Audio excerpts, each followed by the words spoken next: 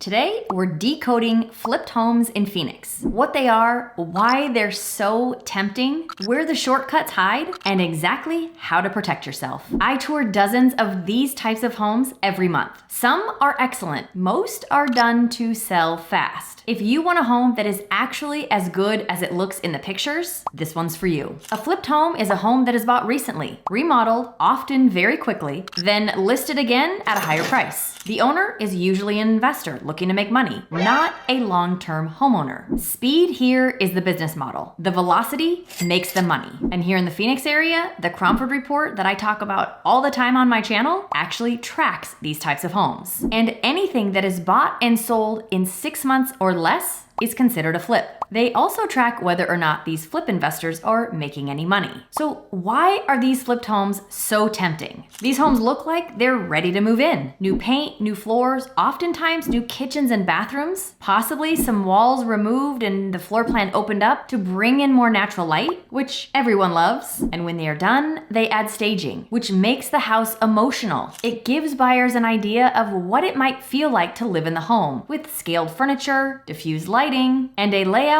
that is photographed like a model home. It is the exact mix of timely design and that emotional pull that makes you feel confident that this is the house for you. And you want to hurry and make an offer before someone else does. But here are some of the risks that are beneath all that polish. For the investor, the pressure to turn a profit quickly tends to lead them to do 3 things. They will usually go for speed over quality every time. And they will usually have really tight timelines, which also means the work can only go so deep, but oftentimes that stuff you can't see gets left untouched. They will often cut corners. They will use cheap materials or unlicensed or unskilled labor. One crew doing tile in the morning and electrical in the afternoon after lunch.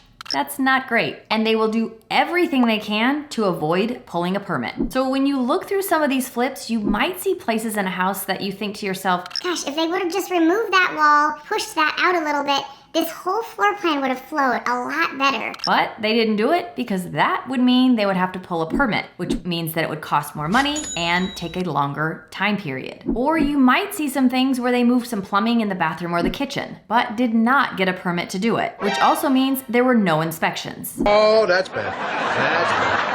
Now, here in the Phoenix area, not everything requires a permit. So you do have to proceed with caution when you start asking for all these permits. And for those people that are just strictly doing cosmetic remodels, even if they are pretty extensive, like new cabinetry and new flooring, new countertops, all new lighting, guess what? None of that requires a permit. I've even had a client enclose their patio, but because they only added walls where the current concrete slab already was, that was their patio, they did not need a permit. Now, there was no ductwork in that room, but there was no need for a permit, and it was a brand new room. And all of this can lead to hidden defects. Cosmetics can hide plumbing, electrical, and even foundation issues. And photos can't show a negative slope or a compromised electrical panel. And in Phoenix specifically, we have a ton of investors. You can watch an entire neighborhood turning over slowly, and almost every home is gonna look somewhat the same with very similar finishes. Now, most of those homes needed to be updated, but some were just done pretty poorly. Now, when it comes to the quick flip, we have to take a look at the craftsmanship, which can be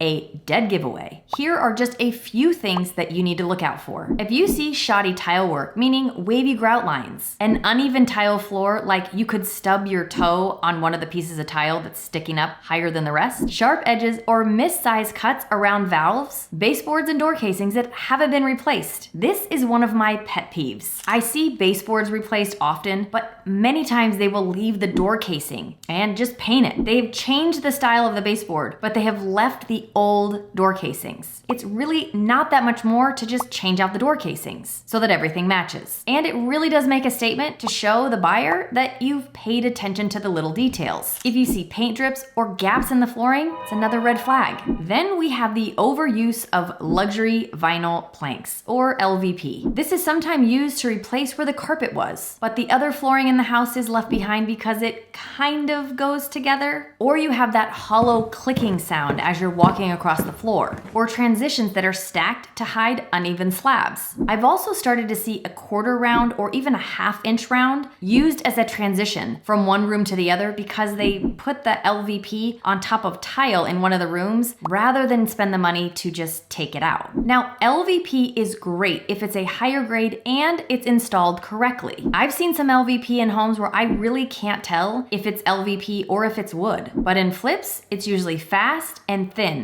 really more of a cover-up than an upgrade. Now, here's one that you might not know about until you actually move in, and that's the appliance drawer collision. Dishwashers and ovens that can't fully open when a drawer's open because they hit each other, or a fridge door that can't fully open because the wall next to it doesn't allow it to happen. You can also have misaligned plumbing trim, shower handles off center, valves that are not level, and tub fillers that are loose. Then you run into painted hardware or outlets. This shows a speedy job, and you can probably expect more of that in other places in the house. Advertising a new roof when it's really only half of the roof that's been done. Flippers will do everything they can not to replace a roof. Why? It eats into their bottom line a lot. You can also find oversized condensers on ancient ductwork. Cold air, but still hot rooms. I just had something similar to this happen to one of my buyers. A flipper added a room and it wasn't huge. Problem was, same unit from one side of the house to the other was a 20-degree temperature difference. And the new part was the warmer part. The only thing that could be done about this was to cut through the ceiling because there was no attic that you could access the ductwork. It was a mess. So the flip is done, and here comes the staging magic tricks. Those beautiful rugs you see on the floor can hide some of that uneven tile or scratches that they didn't want to fix. Couches can block wall defects or strangely placed access panels, and tiny chairs make the room feel larger and airier. And if they've placed lamps all over the place, that's usually masking for no overhead lighting. See, staging is psychology, and it gives the home an emotion, which is what moves people to buy. Appreciate it, but verify the function once the furniture's gone. Now, let's look at the permits, systems, and the stuff that actually costs a lot of money. First off, you need to ask for all the permits and receipts for any structural item that was done. That includes electrical, HVAC, sewer systems, everything. And confirm that licensed contractors actually did the work. And make sure all those permits that they pulled are actually closed out and not still pending. And double check that any casita or possible ADU that they've put on the property was actually permitted. If not, this can come back to bite you. And you, as the new owner, might have to pay all those fines for not having it permitted in the first place, even though you were not the one that put it up. If it is not permitted, this also means it is not counted in the overall square footage with the county assessor for your taxes. And this too could come back and bite you. Let's talk about some of those specific problems that you will kick yourself if you miss. Any gaps between the baseboards and the flooring, meaning they didn't even take the time to caulk that. It just shows a really rushed job. Any cabinets shimmed with cardboard. Open the doors and look underneath. Any windows that are painted shut. This just says bad paint job and lack of care on the job. Different levels of flooring throughout the house. This shows they probably laid flooring on current flooring, which in many cases is not the correct way to do things. Now, depending on the price point of the home, one of the things that I also tell people to look for is look at the quality of the cabinets. I was in a house that was listed at $2 million.